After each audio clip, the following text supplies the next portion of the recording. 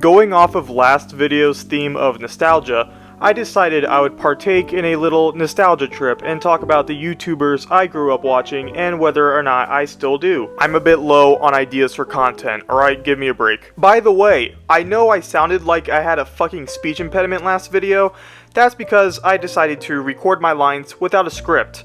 It feels more authentic that way to me. But of course, my communication skills are shit, so I have to rely on a script to sound remotely coherent. I am also very sorry for the sound mixing. I am trying my best here, okay? Okay, back to the video. I remember watching Tobuscus, you know, the literal trailers, Nugget and a Biscuit guy.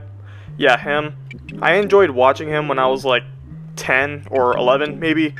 Yeah, his videos were targeted towards younger audiences, so I stopped watching as soon as I believed I was old enough to hear swear words. Also, he was involved in some questionable shit, so I think I stopped watching at a good time. Not sure if those allegations were definitely proven to be false, but now it seems like his content has taken a nosedive in quality. Smosh was basically my introduction to edgy humor, not necessarily the kind of humor that would get you on a watch list, but rather just very vulgar and raunchy stuff. There were a lot of gags about sex and penises and boobs. You know, mostly that kind of shit. I remember one of their videos got me in trouble because my grandmother caught me watching it at the worst possible time. Stop changing my interest to gay porn! So yeah, I was grounded from the internet for like a solid week. I completely stopped watching them once Anthony left.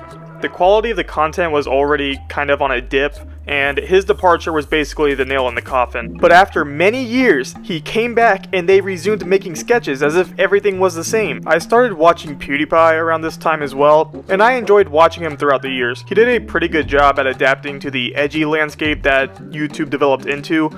A little too good of a job.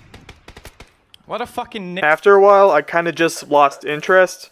He made a lot of reaction content, which kind of signaled to me that he did not really care that much anymore, and I didn't really care anymore.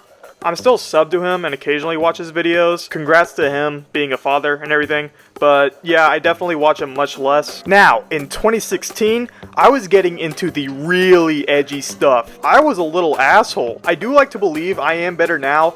I was a piece of shit though. I watched iDubbbz when he was soapboxing about how it should be okay to say racial slurs, and when he was hanging out in sewage tunnels doing legit food reviews. Of course, his content changed a bit when it was revealed that his wife started doing work on OnlyFans.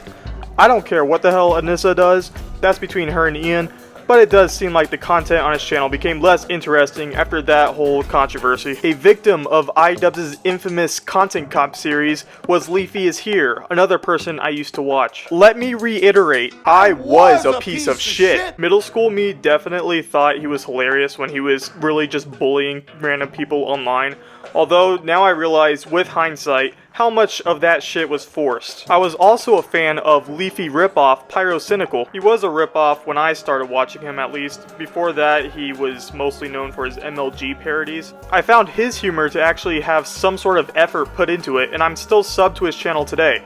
I really enjoyed seeing his evolution, and he's done well with maintaining relevance. He did have to publicly out himself as a complete degenerate in order to dodge some serious allegations, and now his fanbase basically bullies him with the same 5 jokes that are no longer funny. Well, to be honest, I'd pick you up, hug you while rubbing you against my huge, sweaty moobs, then kiss your cheeks, telling you how much I loved you, and then kiss you on the lips and let out a hard, long belch into your mouth.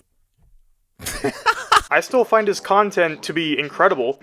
I'm even subbed to Pyro Live, originally believing I would get to see some neat bonus content while waiting for main channel content. I have never wished death upon myself as much as I have after consuming this pile of shit. Other than that shit pile, I still greatly enjoy his content. I also still watch the ripoff of the Leafy ripoff, No Fuckers. After starting off in the MLG parody community like Pyro, he essentially ripped off Pyro's commentary content when Pyro started ripping off Leafy. However, since then, Roman has carved out a pretty nice niche for himself, from talking about Russian culture for an English audience to talking about the Russian-Ukrainian war. Yeah, that's a bit of a jump. He has become a bit of a miserable fuck as of late, But I can't really say I blame him. The dude gets hate from so many corners of the internet. He gets hate from people that are opposed to quote-unquote woke culture, as well as Redditors who like to LARP as communists. America and Western Europe are amazing, beautiful countries. Our people are dirty Asiatic whores. As well as Russian bots that exclusively use Telegram. Это сука, он похож на фэмбоя, он не пьет водку. Верни обратно, не могу прикоснуться к свагу. Can't touch swag. Hello, brothers. Yeah, I still enjoy his content. I'm still subscribed to him today. With all of the different creators I grew up watching, the ones that managed to stick around kind of surprised me.